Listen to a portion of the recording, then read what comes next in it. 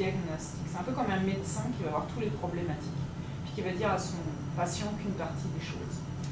Moi, ça m'a mis très inconfortable de voir dans le rapport que vous ayez mis la cliente.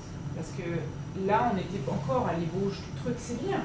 Mais dans ces cas-là, moi, ça ne me donne pas toute l'information en tant qu'ingénieur, parce que moi, je suis comme le médecin qui parle à d'autres médecins. C'est-à-dire que j'ai envie de savoir vraiment l'heure juste. Après, par la suite, c'est bien de prendre une partie de ce que vous avez rédigé, de l'envoyer à la cliente. C'est intéressant. Mais nous, la chance qu'on vous donnait un peu, c'était de métaboliser cette information-là. Puis je pense que, en plus, dans votre rapport, on ne sait pas bien ce qu'elle a comme background, la cliente. Et en plus, moi, de l'avoir rencontrée, c'est une femme, c'est une comptable. Donc c'est l'argent. Mais elle n'a peut-être pas du tout en tête la problématique que ça va générer, ces bornes-là. Elle voit juste, elle n'a pas le choix. Toutes les autres entreprises le font, il faut qu'on avance. Tu vois, donc, je pense que vous avez une responsabilité plus macro qui va être de dire, ok, ça va être important de voir véritablement si ça a un enjeu, voir s'il n'y a pas un enjeu humain dans le côté stratégie d'entreprise, mais un enjeu humain, est-ce que la clientèle va être...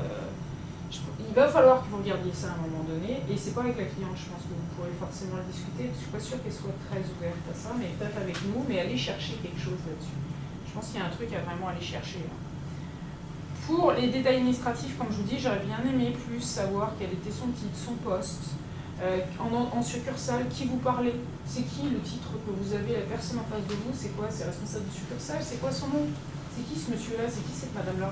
Donc toi tu disais les gars du nettoyage ou je sais pas quoi, c'est quoi les gens avec qui vous travaillez? Ça c'est intéressant parce que je vous ai pas mis une super mauvaise note, mais ça aurait pu être un petit peu plus travaillé. J'ai une question, Marianne. Vas-y. Parce que tu veux qu'on ait une vue macro sur leur idée de borne, mais le fait de tout leur envoyer les points négatifs que ça va apporter, ça montre comme qu'on n'est pas intéressé. Non, c'est pas du tout les points négatifs. Dans votre rapport, moi, le point négatif qu'il y a, c'est la limite. Vous n'avez pas bien compris c'est quoi les limites du mandat. Vous n'avez pas bien compris c'est quoi les limites du mandat, parce que ce mandat-là de borne, il n'y a pas le choix de le faire pour l'entreprise, sinon ils sont plus concurrentiels. Mais ça peut être super intéressant pour eux de savoir c'est quoi les impacts négatifs de ce truc-là. Mais c'est pas pour ça que tu n'es pas intéressé par le mandat.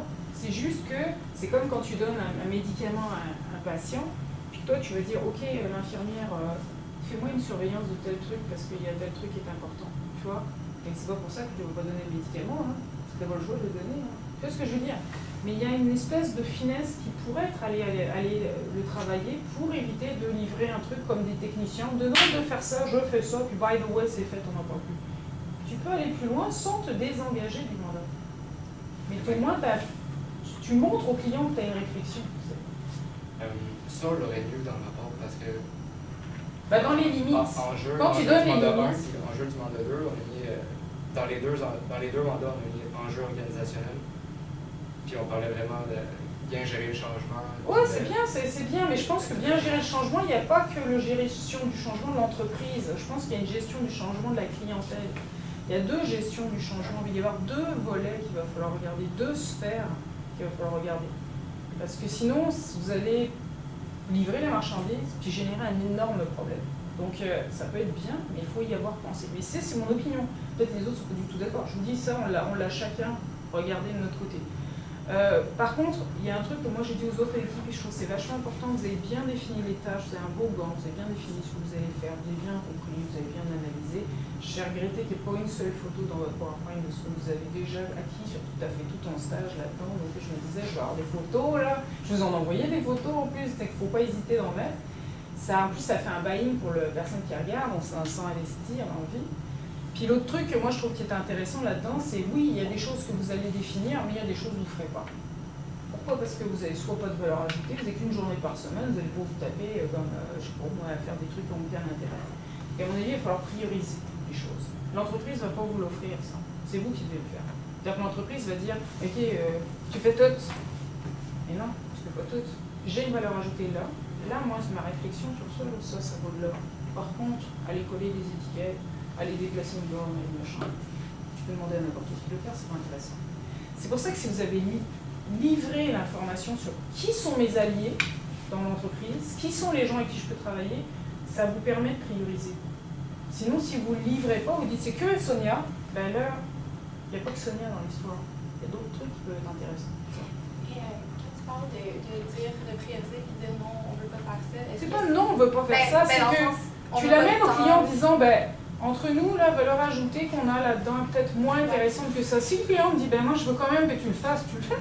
Mais ce qu'il y avait dans notre cadre, vraiment, tu sais, toutes les étapes, est-ce que ça incluait des choses qu'il fallait dire qu'on... Tu peux très bien dans ton Gantt mettre un truc qui est en vert quand c'est vous qui le faites, un truc qui, tu sais, dans ta ligne, puis l'autre c'est en rouge quand c'est l'entreprise qui le fait. Les étapes sont là, votre structuration est là, mais ça t'appartient, ça m'appartient. Et puis au violet, si tu sais pas encore si ça va appartenir à qui que ce soit, on s'est pas mis au courant, on n'a pas discuté de ça. Tu sais, c'est une entreprise qui est investie. Les directeurs sont les actionnaires. Tu vois le truc. Il ne faut pas vous laisser prendre par le truc en disant si on dit un truc négatif, d'un seul coup on n'est pas investi, on n'est pas intéressé. Pas du tout. Ils vont venir justement pour avoir du sang-froid. Donc au contraire, dire moi je trouve que c'est bien, mais ce médicament-là, si tu mets avec ça, ok, ça peut ne pas avoir d'interaction, mais mettons que ça peut être problématique. Mais t'as pas dit qu'il fallait pas les mettre ensemble, puis t'as pas dit que, tu vois, si on dit désolé, il n'y a pas le choix, ok, ok. Tu vois, c'est un peu, faut se voir un peu comme ça, plus que. Ça va. Mais c'est super bien votre truc, moi je vous ai mis quand même une super bonne note, c'est très bien présenté, c'est super bien, je vous ai mis 14, donc c'est bien, 14 sur le rapport. Et c'est mon opinion sur le rapport. Moi quand j'ai lu le rapport, je vous ai mis sur le rapport, moi je vous ai mis 14 sur 20, c'est bien, il y a des petits trucs à avancer, mais le gros truc c'est la limite. Mais c'est mon opinion, peut-être que toi tu as une autre opinion, puis peut-être d'autres ont une autre opinion, moi c'est mon opinion, on est au niveau, on commence à discuter. On est au niveau, on est en train de discuter, on discute entre professionnels. Moi, c'est mon opinion, mais je vous dis peut-être que... Sinon, moi, j'ai une question plus pour Jean-Marc. L'affaire des objectifs, que pour vous, c'était plutôt des étapes méthodologiques à prendre. Est-ce qu'on s'y fie au document sur Moodle, avec un exemple de mandat, je ne sais pas si on pourrait l'ouvrir. Non, c'est pas la peine, parce que je connais le Moodle. C'était même en lisant le document. Non, c'est pas possible. T'as pas compris, je pense, parce que c'est... Mais c'était vraiment, on dirait même que même dans le document, dans l'exemple, c'était vraiment des étapes à prendre. C'était pas des objectifs. Alors, on s'est vraiment fié au document sur... on va pouvoir retravailler. Vous avez lu le truc de l'OIQ? C'est un mot. C'est l'OIQ, vous avez Ça ne change rien. Je pense que au niveau du transfert d'explication que vous voulez faire, je pense qu'il n'y a aucun problème au niveau des étapes en termes de communication que vous avez établies pour expliquer vos trucs. C'était très bien. C'est juste un mot ou deux qui filait pas. C'est tout. Donc ça ne change pas grand-chose par rapport à notre capacité à comprendre ce que vous voulez dire dans le cadre de votre présentation. D'accord? C'est juste un mot en particulier. Je pense que vous avez choisi de décrire ça à ce moment-là. C'est très bien. Donc c'est vraiment ce qui me concerne, c'est un détail.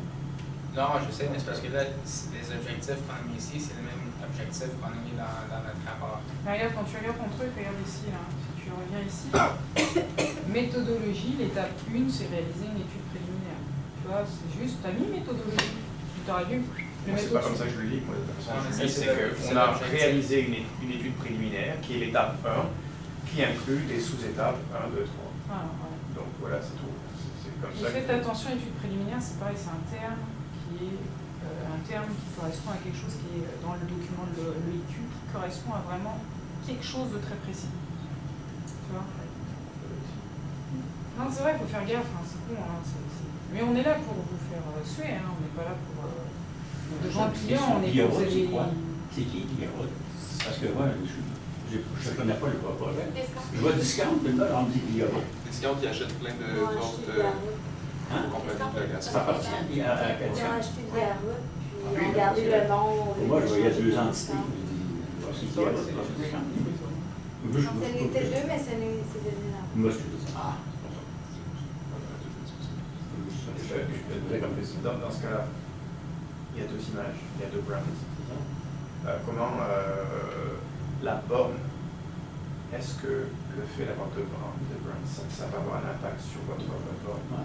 Peut-être l'aspect visuel, comme on parlait beaucoup de l'esthétisme, c'est sûr que ça va changer visuellement, mais tu sais, nous on pensait peut-être plus dans des couleurs, dans des choses comme ça, peut-être pas faire 2 designs.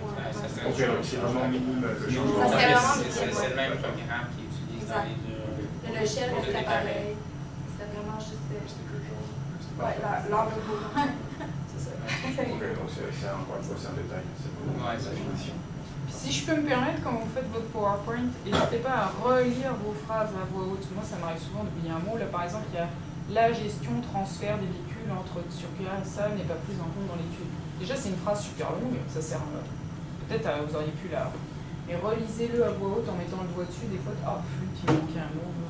Parce que ça accroche, et quelques petites fautes d'orthographe aussi de temps en temps. Ça accroche un peu l'œil. C'est dommage parce que c'est vachement bien fait, le truc. Hein. J'ai beaucoup aimé les flèches, surtout pour un truc via route ou Discount, des flèches. Là, c'est comme si... C'est vraiment, il y a une ergonomie du travail, ouais.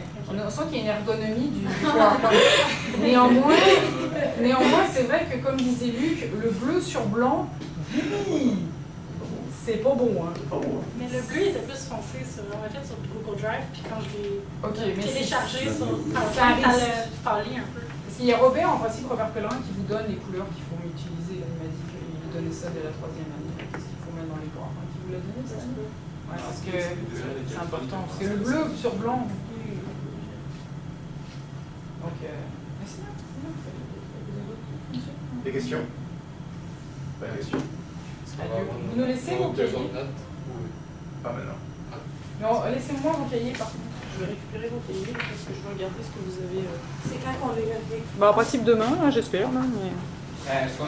moi, ma question, c'est est-ce qu'on a perdu des points pour les objectifs dans le rapport?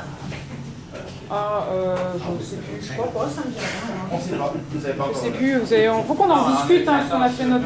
Mais c'est moi, c'est mon évaluation à moi. On est 4. Donc. 13 ou 12 ou 11. Ouais,